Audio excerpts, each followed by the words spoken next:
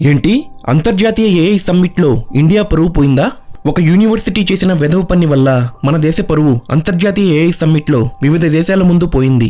నోయిడాకు చెందిన గల్గోటియా అనే యూనివర్సిటీ ఇటీవల ఢిల్లీలో జరిగిన అంతర్జాతీయ ఏఐ సమ్మిట్లో తమ ఏఐ రోబోడాగ్ ని ప్రదర్శించింది. ఈ రోబోడాగ్ పేరు ఓరియన్. దీన్ని మా యూనివర్సిటీ విద్యార్థులే కష్టపడి తయారు చేశారు అని, ఏఐపై మా యూనివర్సిటీ 350 కోట్లు ఖర్చు చేస్తుంది అని ఇంగ్లీష్లో స్పీచ్ ఇచ్చింది.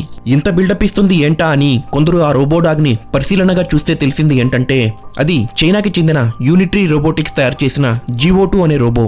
దీన్ని అమెజాన్లో 2 లక్షలకు ఈ గాలిగొట్టం యూనివర్సిటీ వాళ్ళు కొని దాని లోగో స్టిక్కర్లు మార్చేసి మేమే తయారు చేశామని అబద్ధం చెప్పి తమ పరువు మాత్రమే కాకుండా అందరి ముందు మన దేశ పరువు కూడా పోగొట్టారు.